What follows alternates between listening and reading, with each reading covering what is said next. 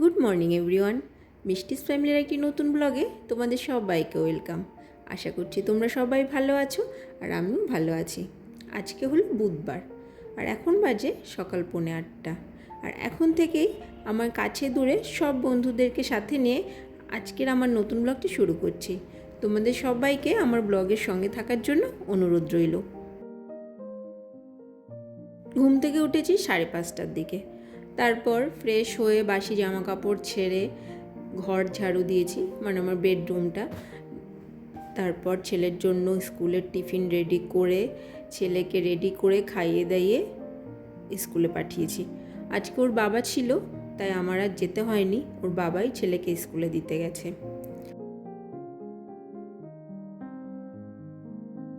ছেলের স্কুল ডেগুলোতে সকালে ঘুম থেকে ওঠার পর না, ওকে স্কুলে পাঠানোর আগের মুহূর্ত পর্যন্ত যেন একটা ঝড় বয়ে যায়। মানে কোনটা আগে করব কোনটা পরে, এতটা তাড়াহুড়ো বেঁধে যায় যে মনে হয় যেন আমি দম ফেলারও সময় পাচ্ছি না। যাই হোক, আজকে ওর বাবা আছে বলে আমার আর যেতে হলো না। আর ওই জন্য আমি ভাবলাম যে ওর বাবা বাড়ি আসতে আসতে আমি আমার কাজগুলো সব এক এক করে নিই। বাবু স্কুলে যাওয়ার আগে আমার বেডরুমটা তো ঝাড়ু দিয়েছিলাম, আর এখন অন্য ঘরগুলো ঝাড়ু টাড়ু দিয়ে আমার গাছগুলোতে একটু জল দিয়ে দিলাম। আর এই যে জামা কাপড়গুলো তোমরা দেখছো, কালকে না একটা পুজো বাড়ি ছিল রাতের বেলা, সে পুজো বাড়িতে গেছিলাম, এই শাড়িটা পরেছিলাম। শাড়িটা বাড়ি ফেরার পরে একটু হাওয়ায় মেলে দিয়েছিলাম, ঘামটা শুকিয়ে যাওয়ার পরে। এখন তো আবার ভালোই গরম পড়ছে আর প্রচণ্ড ঘামও হচ্ছে, তাই ঘামটা শুকিয়ে যাওয়ার পরে আজকে সকালের দিকে এটা আবার ভাঁজ করে রেখে দিলাম। এইভাবে ভাঁজ করলাম, এভাবে না সুন্দর ভাজে ভাজে থাকবে জানো তো। আর এই যে কুর্তিগুলো দেখছো, এগুলো না আমি খুব একটা বেশি আয়রন করি না, এভাবে সুন্দর করে টেনে টেনে ভাঁজ করলে খুব সুন্দর থাকে ভাজে ভাজে। সকালের দিকে যে কাজগুলো ছিল সেই কাজগুলো মোটামুটি করে এখন চলে এসেছি সবার জন্য সকালের টিফিন বানাতে।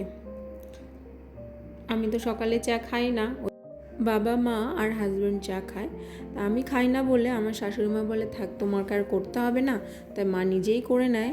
ওদের তিনজনের চাটা খাওয়া হয়ে গেছে, তারপরে আমি এসেছিলাম কিচেনে, এসে সবাইকে ব্রেকফাস্ট বানিয়ে দিয়েছি।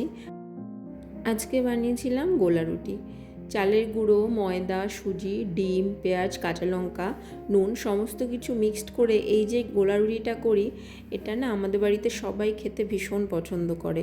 ওই জন্য সপ্তাহে প্রায় 2 থেকে 3 দিন এই রুটিটা করে খাই। আর এটা বানানোর ঝামেলাটাও খুব কম, মানে বেলতে হয় না, মাখতে হয় না, জাস্ট সব কিছু মিক্সড করে হালকা তেলে একটু ফ্রাই করে নিলেই হয়ে যায়। আর খেতেও খুব ভালো লাগে। তো সবাইকে দিয়ে নিজে খেয়ে এখন চলে এসেছি ওপরে। এসে রোজকার যে ডাস্টিংয়ের কাজগুলো থাকে সেগুলোই করছি। বেশিরভাগ দিন তো আমার ড্রেসিং টেবিলটা এমনিই মুছে নিই শুকনো কাপড় দিয়ে, কিন্তু সপ্তাহে চেষ্টা করি একদিন করে কলিন দিয়ে মোছার। তা আজকে প্রথমে ওটাকে কলিন দিয়ে ভালো করে পেপার দিয়ে মুছে নিয়েছি।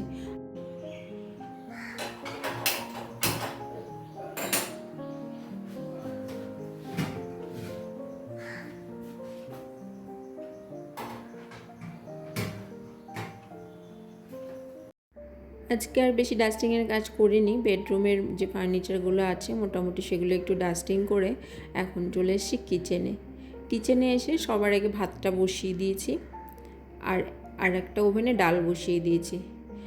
আজকে ভেবেছি কোনো তরকারি রান্না করব না। বেশিরভাগ দিনই তো 2-3 রকমের তরকারি রান্না করা হয়ে যায়, কোনোটা মাছ দিয়ে কোনোটা মাছ ছাড়া, কিন্তু মাঝে মাঝে না একটু অন্যরকম কিছু খেতে ভালো লাগে। তাই ভাবলাম যে আজকে আর কোনো সবজির কিছু তরকারি করব না। সবজি খাওয়া ভীষণ ভালো স্বাস্থ্যের পক্ষে, আর আমরা প্রচুর পরিমাণে সবজি খাই, কিন্তু বললাম না, মাঝে মধ্যে একটু টেস্ট বদলানোরও প্রয়োজন আছে। তো আজকে করেছিলাম কাতলা মাছ ভাজা। কাতলা মাছ আনা হয়েছিল, চিংড়ি মাছ, আর চিকেনটা ফ্রিজে ছিল 2 দিন আগের চিকেন রান্না হয়ে গেছিলো আর সলিড পিসগুলো রেখে দিয়েছিলাম। চিকেন পকোড়াটা আমার ছেলের ভীষণ পছন্দের একটা খাবার। বাইরে যে চিকেন পকোড়া কিনতে পাওয়া যায় সেগুলো একটু বেশি স্পাইসি হয়, কিন্তু বাড়িতে তো একটু প্লেনভাবে করা হয়, ওই জন্য মাঝে মধ্যে ওকে করে দিই। তো কাতলা মাছ আর চিংড়ি মাছটা ভাজা হয়ে গেছে, এখন না একটু অত কড়া ভাজিনি, হালকা ভেজেছি। আবার খাওয়ার আগে একটু ডবল ফ্রাই করে নেব, তাহলে বেশ কড়কড়ে হবে মাছ ভাজাটা। আর এদিকে চিকেনটা ভালো করে সমস্ত কিছু দিয়ে মেখে 15 মিনিটের মতো ঢাকা দিয়ে রেখে দিলাম। এর ফলে কী হবে জানো তো, চিকেনটা একটু নরম হয়ে যাবে আর চিকেনের পিসগুলোর মধ্যে সমস্ত কিছু বেশ ভালো করে ঢুকবে। তো এখন আস্তে আস্তে চিকেনের পকোড়াগুলো ভেজে নেব। এই যে এটা না অনেকটা টাইম লেগে যায় ভাজতে, মানে অনেকক্ষণ ধরে ধরে, মানে গ্যাস খুব কম আঁচে এটাকে ভাজতে হয়, নাহলে ভেতরটা ঠিকঠাক সেদ্ধ হবে না, কাঁচা থেকে যাবে। পকোড়াগুলোও না খুব বেশি কড়া করে ভাজিনি, হালকা ভেজেছি, দেখতেই পাচ্ছ। নাহলে কি হবে বলো তো, খাওয়ার আগে না এগুলো ঠান্ডা হয়ে যাবে। যখন খাবো তার মানে দুপুরে লাঞ্চ করার আগে এগুলো আবার ফ্রাই করে নেবো আর একবার। আর এই সমস্ত জিনিস ডবল ফ্রাই করলে খেতে বেশি টেস্ট হয়। তো এখন বাজে প্রায় 12:30 মতো, আমার রান্নাবান্না সব কমপ্লিট হয়ে গেছে। আর গ্যাস ওভেন টোভেন সব মুছে, যেটা আমি প্রতিদিন করি, আমার রেগুলার কাজ যেগুলো কিচেন পরিষ্কার করা রান্না করার পরে, তা সেটা করে নিলাম। তারপরে চলে এসেছি ওপরে। ছেলেকে ওর বাবা স্কুল থেকে নিয়ে এসছে বাড়িতে। আমি ওপরে আসার পরে আগে বাবুকে স্নান করিয়ে দিয়েছি, এখনও ঘরে খেলা করছে। আর আমি ভাবলাম তার আগে আমার এই ঘর মোছামুছির কাজটা আমি করে নিই। আমার হেল্পিং হ্যান্ড আছে, সে ঘরটা মুছে দিয়ে যায়, কিন্তু ঠাকুর ঘরটা আমি তাকে দিয়ে কখনোই মোছাই না, আমি সবসময় ওটা নিজে মুছে নেওয়ার চেষ্টা করি। আর তারপরে এই যে ফুল গাছগুলো রেখেছি, এখানেও কি বলতো, হেল্পিং হ্যান্ড যাদের আমরা আমাদের কাজের সাহায্যের জন্য রাখি, তারা হয়তো করবে, কিন্তু তাদের না জাস্ট করার দরকার দায় সারা কাজ, যেটা আমার বাড়িতে হয় সেরকমই করে। রুমের ফ্লোরগুলো শুধু সে এসে মুছে দিয়ে যায়, কিন্তু যে ঘরের যে স্ল্যাবগুলো বা যেখানে আমি আমার টবগুলো রাখি বারান্দার দিকে, সেই টবগুলো সরিয়ে কখনো ওই জায়গাটা তাকে বলেও আমি মোছাতে পারবো না। তাকে বলেছিলাম যে দিদি তুমি একটু সরিয়ে সরিয়ে মাঝে মধ্যে মুছে দিও, পরিষ্কার করে দিও। জায়গাটা জল দিত, আর জলটা যখন চুয়ে চুয়ে পড়ে সেখানে না একটু কাদা কাদা হয়ে যায়, মাটি আছে তো তার জন্য, কিন্তু সে কখনোই করে না। যাই হোক, যেটুকু করে দিয়ে যায় সেটাই অনেকটাই হেল্প হয়, সেটাতেই সন্তুষ্ট থাকতে শিখেছি। না হলে তো যদি এই ঘর, এতটা ঘর আমার, এতগুলো ঘর, প্রত্যেকটা যদি মোছার দায়িত্ব আমার উপরে এসে পড়তো, তাহলে আরও নাজেহাল অবস্থা হয়ে যেত। এমনিতেই সকালে ঘুম থেকে ওঠার পর থেকে এত কাজের চাপ পড়ে যায় যে একটা বাচ্চা সামলে, বাচ্চার স্কুলের দায়িত্ব সামলে, সংসারের কাজ, রান্না বান্না সব কিছু সামলে নাজেহাল অবস্থা।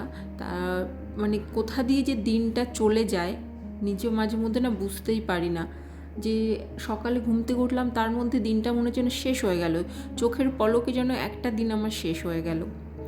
এভাবেই কাটছে, এত ব্যস্ততা, এত কিছু, মানে এক নিঃশ্বাসে যেন সমস্ত কিছু করতে থাকি, এমন একটা ব্যাপার হয়ে যায়। স্নান টান করে এই যে অল্প কিছু কাচাকাচি ছিল সেগুলো কেচে টেচে এখন ছাদে চলে এসেছি জামা কাপড়গুলো মেলতে। এরপর চলে যাব ঠাকুর ঘরে। ঠাকুর ঘরের পুজোটা সেরে আবার কিচেনে যেতে হবে ছেলের জন্য খাবার আনতে। এখন ওর ভাত টাত মেখে সব কিছু নিয়ে চলে এসেছি। ওকে খাওয়ানোর পর ওকে আগে ঘুম পাড়িয়ে দিলাম। কি বলতো, ওর যেদিন স্কুল থাকে সেদিন না ও বেশি টাইম খাওয়ার পরে আর জেগে থাকতে পারে না, অনেকটা সকালে ওঠে তো। শনি রবি ছুটির দিনগুলোতে বিকেল 4টে বেজে যাবে, তাও সে ঘুমোবে না, বকে টোকে তারপরে ঘুম পাড়াতে হয়। কিন্তু স্কুল ডেগুলোতে ও 2:30-এর মধ্যেই ঘুমিয়ে পড়ে। ছেলে ঘুমানোর পরে আমরা সবাই খেয়ে নিয়েছি। খাওয়ার পরে এখন কিছুক্ষণ বেডরুমে রেস্ট নিয়েছি, ঘুমোইনি, কারণ ঘুমিয়ে পড়লে না আর ছাদে আসা হতো না। আর ছাদে জামা কাপড়গুলো রয়েছে সেগুলো নিতে হবে, আর যে গাছগুলো রয়েছে, এখন আর বেশি গাছ নেই, অল্প কিছু গাছ আছে, সেগুলো তো জল দেওয়ার ব্যাপার থাকে। সেই জন্য ভাবলাম না, আগে এই সমস্ত কাজকর্মগুলো সেরে নিই, তারপরে গিয়ে একটু ঘুমোবো। এই টাইমের 1 ঘন্টা ঘুম আমার সত্যিই ভীষণ প্রয়োজন। সকাল থেকে এই এত খাটুনির পর একটু ঘুম না হলে না শরীর আর যেন চলে না, সন্ধ্যার পরে কোনো কাজই করতে পারবো না। তো মোটামুটি সব কাজ গুছিয়ে নিয়েছি। এখন আস্তে আস্তে ঘরের জানলা টালনাগুলো বন্ধ করে দেবো, দরজা টরজা সব বন্ধ করে দেবো, না হলে না এত মশা ঢুকে যায় যে কি বলবো। তো চলো বন্ধুরা, আজকের মতো তোমাদের সঙ্গে আমি আমার ভিডিওটা এই পর্যন্তই শেয়ার করলাম। আশা করছি তোমাদের ভালো লেগেছে। দেখা হবে তোমাদের সঙ্গে নেক্সট ব্লগে। তোমরা সবাই ভালো থেকো, সুস্থ থেকো। আর যে সমস্ত বন্ধুরা আমার চ্যানেলে নতুন আছো তারা প্লিজ আমার বন্ধু হয়ে আমার পাশে থেকো। সবাইকে জানাই টাটা।